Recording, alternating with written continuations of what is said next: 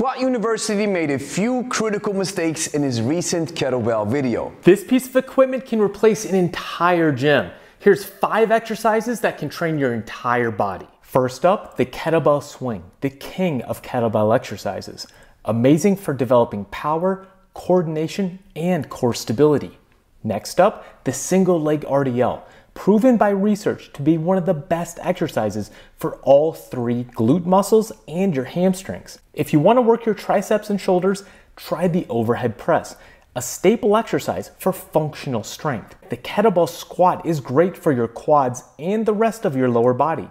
Last, the bent over row is a great way to build your biceps and your back. I'm going to show you how to avoid them and what to do instead. And if you're over 40 and you want to become strong, fit, lean without going to the gym, download my free ebook in the first link in the description. Gregory van Lebe hier.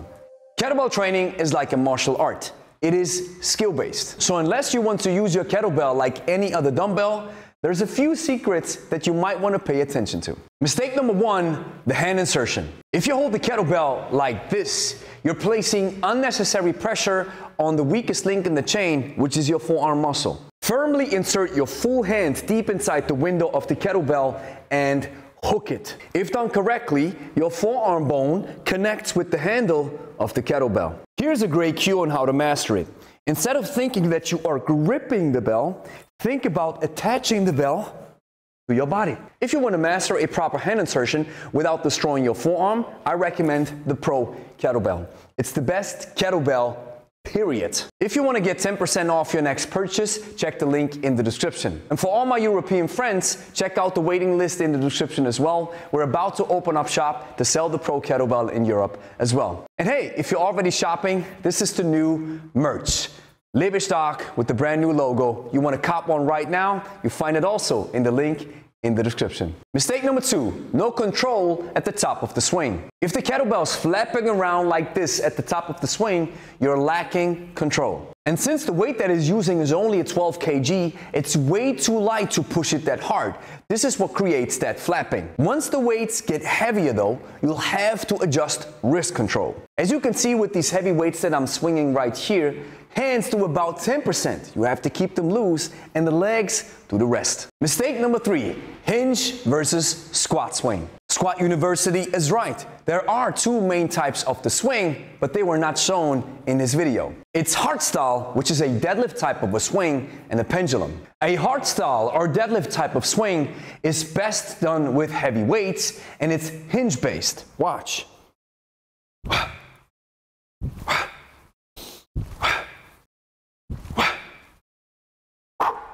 The heavier the kettlebell gets, the more you have to squat it, as you can see right here in my demo with a 64 kg or even an 80 kg. This happens because the load gets so heavy that you need more leg support. That's not a feature, it's a necessity. The pendulum swing is a timing-based mechanism between the knees and the hips, and it can be done with any weights. Watch.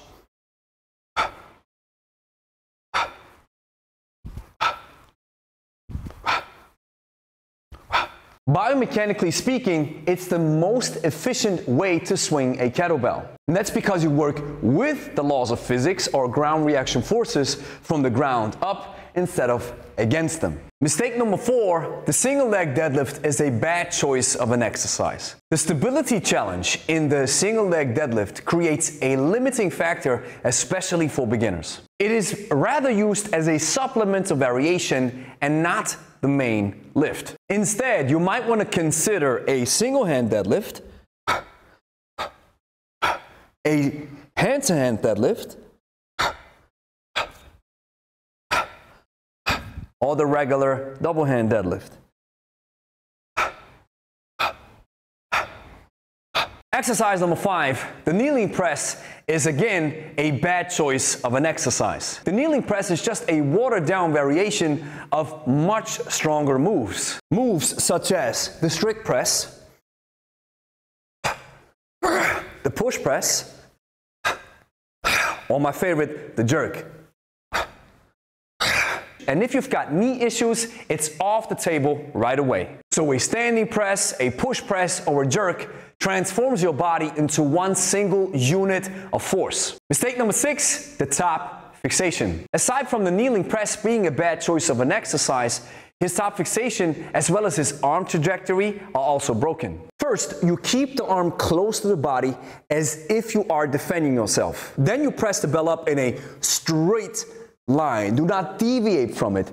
This is the safest, fastest, and most efficient way to press. If you don't have a proper hand insertion and you press the bell overhead with the palm facing towards you, you are burning out your forearms as well as your muscles in general. Your fingers should point slightly towards your head with the elbow resting outside, laterally away from you, being stacked on all joints. And of course, you won't notice the difference with a light weight unless you're doing hundreds of reps. But with the Hulks, the pumpkins, as well as the red devils, your top fixation must be tight. Mistake number 7, failing to release tension. This one's a small mistake, but just look at his face right here. If you tense your muscles like this, you're choking your airways. So what we say in our practice is keep a poker face instead of a joker face. Mistake number 8, the bell grip. Now this is not a mistake per se, it's just a difference to consider. If you grab the kettlebell by the horns,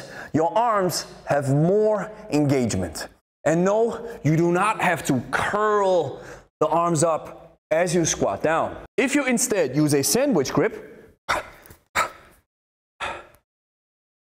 there's no pressure on your arms and you can focus on the legs as well as your upper body exclusively, which comes in handy with heavy weights. Mistake number 9, the bent over row. Now you can stay in that split stance. That's not a crucial mistake, but I prefer stability. This becomes critical when you're pulling heavier weights. So stand in a deadlift stance and row from here.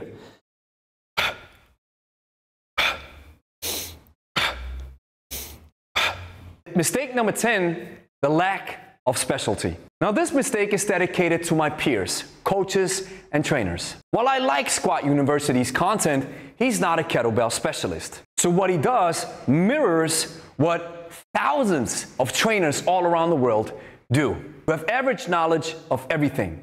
This comes from the idea that you think that fitness is for everybody, hence you want to be everything for everyone. When in reality, this makes you nothing to no one. So instead of confidently giving recommendations that an expert can pick apart with 10 mistakes, consider specializing in one particular area so that you can present in front of thousands of experts and that everybody is cheering you once you finish your presentation. As a bonus, here are my 5 adjusted variations of the 5 kettlebell exercises that Squat University presented to you. Exercise number 1, the single hand pendulum swing.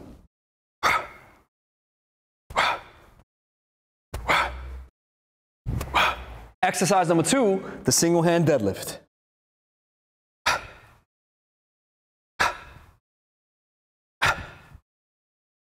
Exercise number 3, the strict press. The push press. Or the jerk. Exercise number 4, the goblet squat with a sandwich grip. And exercise number 5, the bent over row in the deadlift stance.